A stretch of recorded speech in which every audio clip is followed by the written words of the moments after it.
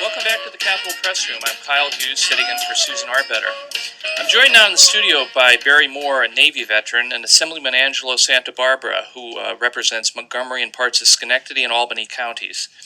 Angelo is also a member of the Assembly Committee on Veterans Affairs.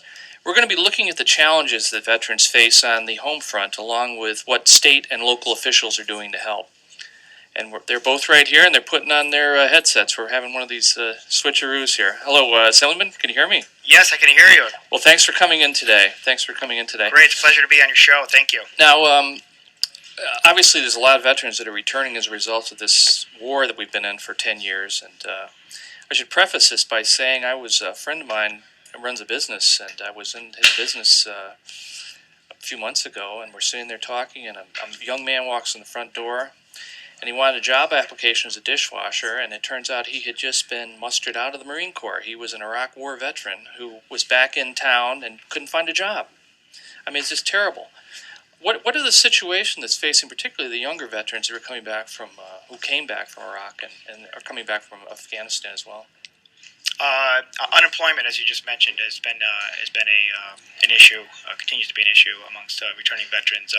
I've had several what I call veterans summits in the district. I've had one in Schenectady County, one in Montgomery County, and the top issue is always returning veterans. And some veterans are returning after being away for a while and finding that their job is not even there anymore. Of course. The employer has gone ahead and rehired or filled that position.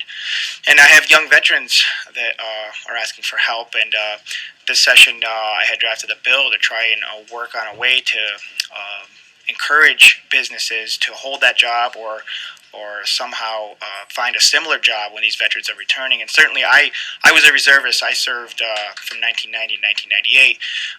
And, you know, the reserve component is very important to our armed forces. We don't want to discourage people from volunteering and keeping that force strong.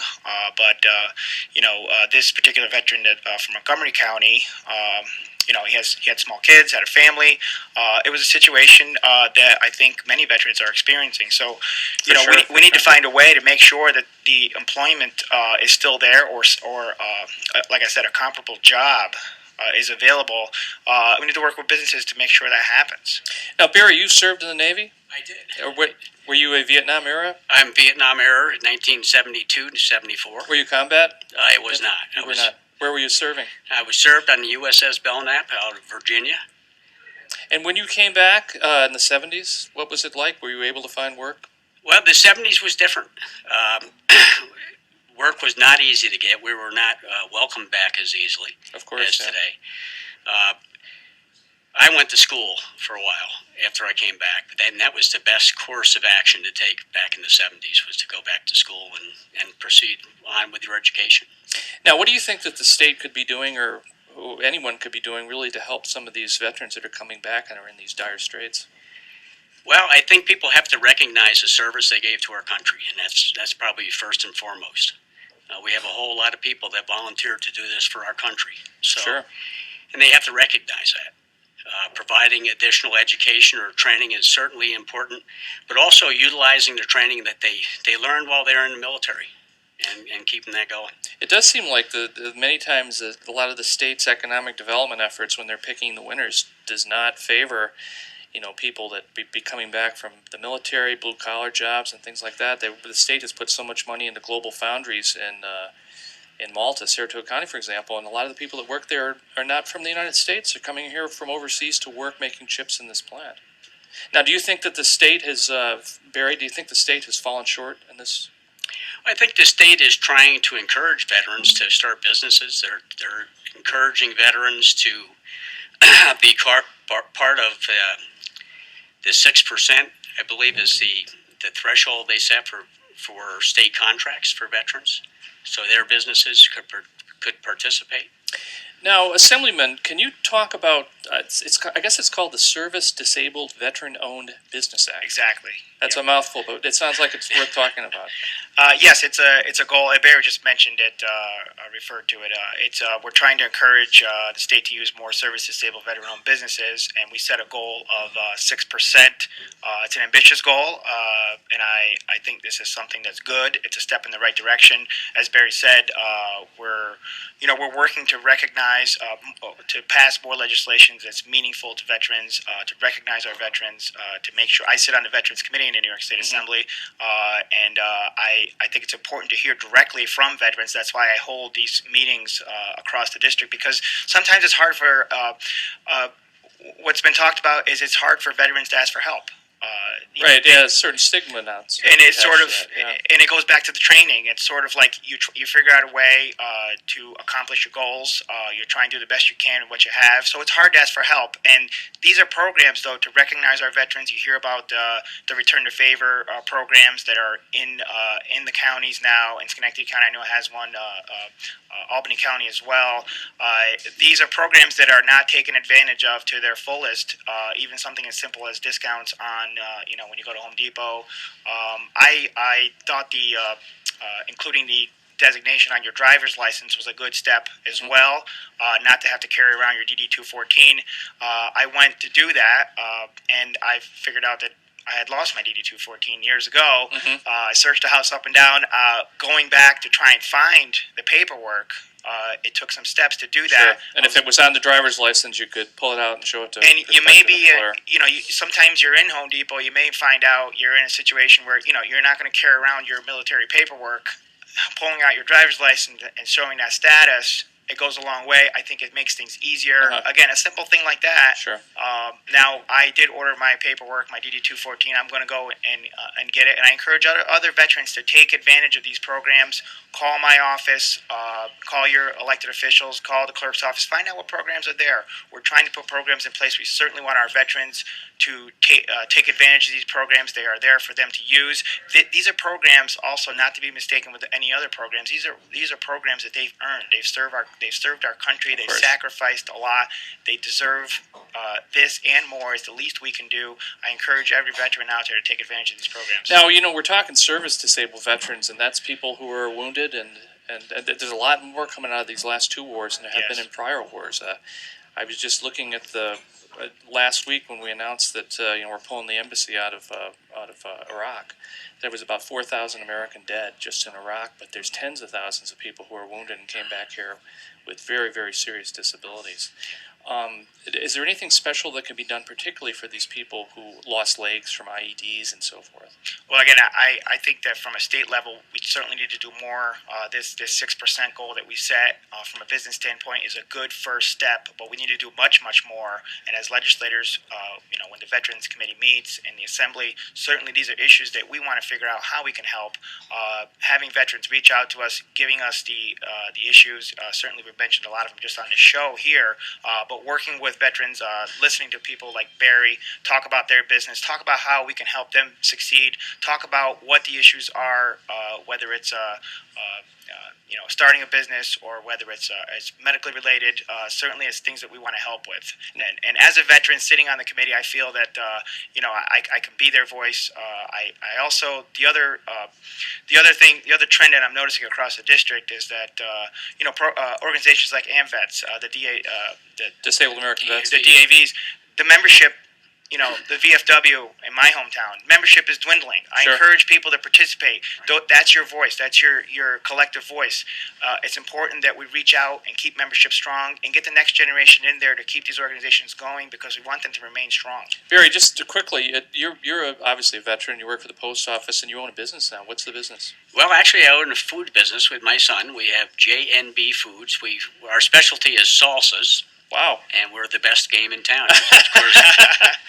I noticed you didn't bring any free samples in today. I did. But, I you did. did? Matter of fact, Wow. So I don't know where I put them, but wow. they're here. Well, much appreciated. Susan Arbetter is a big salsa fan, I can tell you that. Well, Susan will love this. Pay no attention to the bag other than their pride of New York. Well, you know what? I think I've seen that. That's in the grocery stores. It is. It is. We sell in ShopRite. We're in over 100 locations statewide. We're looking to do better. But yeah, this is our business, and we have a whole lot of fun with it. Now, if we could get back here for a second to talking about veterans seeking help, and sometimes it's stigmatized. It's true. I guess you're in the military, and it's self-reliance and suck it up or suck it in, whatever the phrase is, and don't ask for help. Just go out there and follow orders and get the job done. How do you change that to let people know when they do come back here and when there is a need that there's no shame in reaching out and asking for help? Well, it's when we started our business, we struggled a lot. Okay, we looked for other avenues, and I called up the SBA and I talked to Amy and her staff. And through that, we were able to participate in what they call the SEED program, which is a way for people, small businesses like ourselves, to acquire some funds to move it to the next level. And veterans got to, what I think we have to do is market the programs that are out there towards veterans. Okay, market it better on the air, on the radio stations, on TV, in the printed media, whatever media sources, Facebook, everything that's out there today. We have so many avenues to promote new things, and so many different types of media today that Well, I do notice that there has been more than I've seen recently, particularly with businesses talking about helping veterans. I think Walmart may have a program, and I get my Time Warner cable bill, and before I curse it and pay it, I see they usually have something about hiring veterans there as well. So these companies are stepping up to the plate to a certain degree. Yeah. I think there has been encouragement. We're seeing signs of things moving in that direction. One of the things Barry brought up is that earlier in the show is that when you're in the military, you have a military occupation, an MOS, Right. And when service members come back. A lot of times they're going back to school to whether it's be a mechanic, work on a truck, and they already have a lot of those skills and don't realize that that can be converted into resume terms, into civilian terms, and they may already be qualified for jobs and have unique skills, that hands-on unique skills that you really can't acquire anywhere else. That's something that I think we need to do a better job of sitting down and finding out what their experiences were, what their military occupation was, and how we can convert that into civilian terms for a resume for jobs when they return home.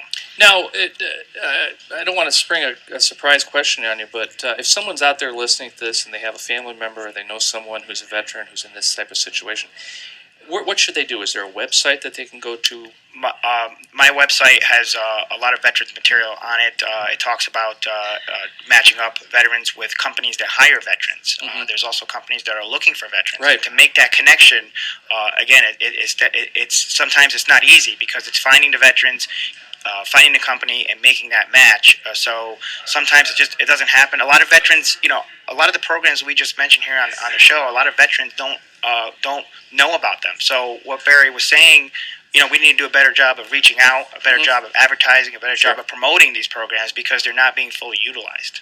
Yeah, well, you're right about one thing. People aren't joiners anymore, so they're not getting involved with whatever the VFW, the American Legion, or groups like this.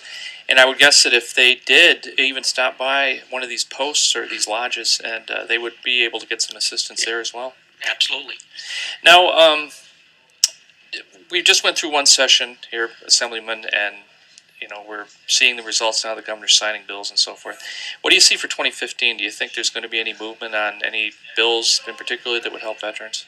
I certainly there's a sitting on the Veterans Committee in the Assembly. There's a lot of bills that I think need to still need some work. Need to be able to move out of committee onto the floor. Of course, that takes time, but I will be pushing for legislation. But I want to hear directly from our veterans. I'm actually the commander of one of the AMVETS posts in my hometown of Rotterdam, so I hear directly from our members. Sometimes it's something small, like the driver's license designation. They would charge a fee. We had a bill in to eliminate that fee for veterans. Same thing with license plate designations, things that they've earned that we shouldn't be charging for. Sometimes it's bigger issues like the unemployment issue I brought up with the veteran in Montgomery County, trying to figure out a way to make sure that job is still available when those veterans return, or a similar job somewhere else, so that they can get back to their lives when they return back here. Well, that's the goal, and I'd like to thank you, Assemblyman Santabarbara, and Barry Moore, Navy veteran. Thank you for your service, and thanks for coming in today to the Capitol Pressroom. Great to be on the show. Thank you.